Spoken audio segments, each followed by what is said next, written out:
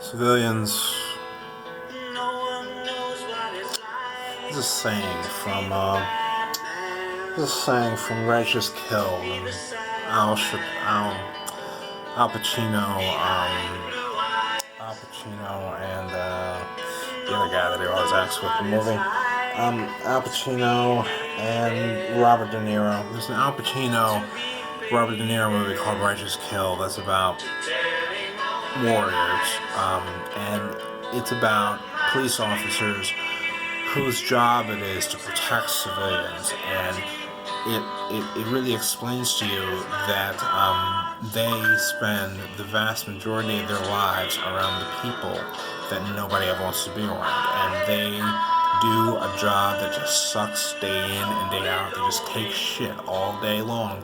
That's all. It's never a good day when you're calling a cop.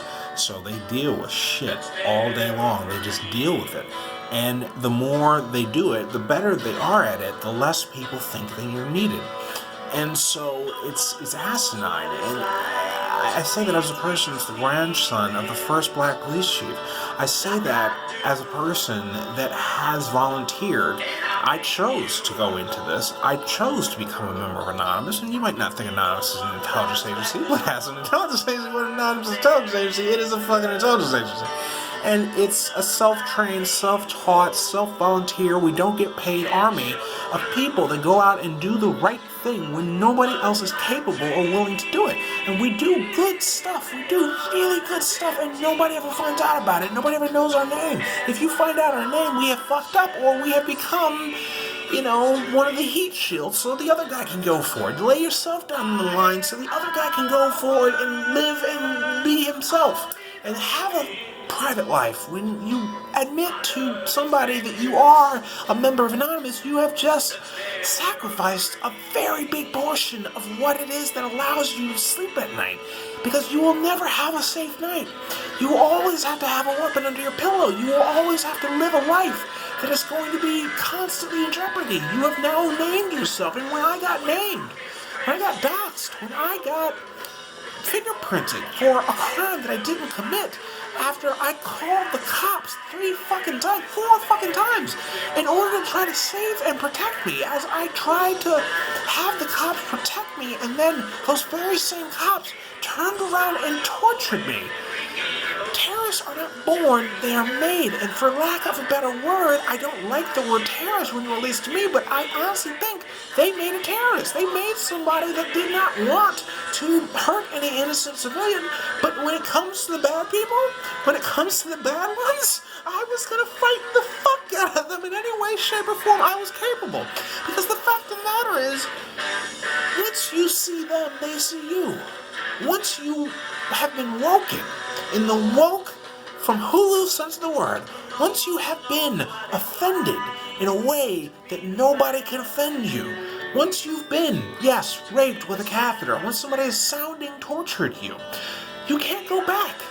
The way that you know that you've broken one of God's laws is you can't put it back together again.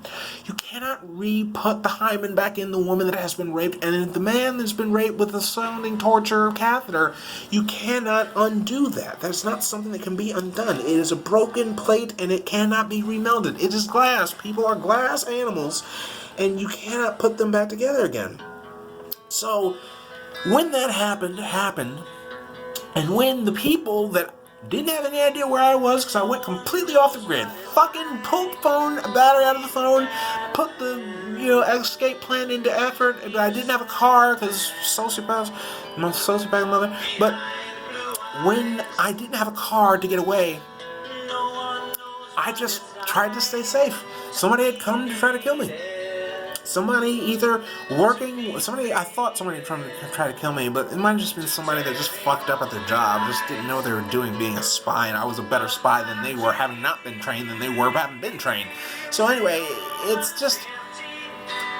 And then to be tortured when I was doing the right thing. I was helping the CIA track bombers. I was helping the CIA understand how to make a novel bomb and how to discombobulate that whole plan so they can't even get it made.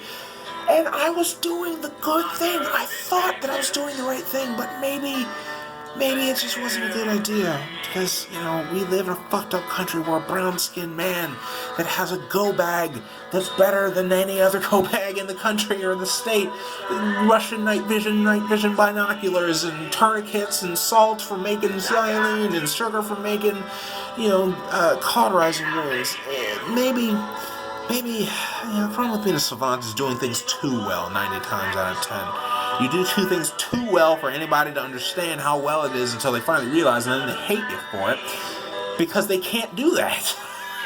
And so, when it comes right down to it, fuck it, man. I honestly, God, it's just, fuck it. I have nothing but respect for cops. Nothing but respect for cops. You just take shit all day. But when you have a gun and you choose to protect and serve, and you instead go from protecting and serving to murdering, raping, and pillaging, you have not gone from good guy to maybe bad guy. You have gone from good guy to bad guy. The difference between the good guys and the bad guys is how quickly they drop their morals. That is the only fucking difference. Same weapon, same armor, same all that shit. The only difference between the good guys and the bad guys is how quickly they drop their morals.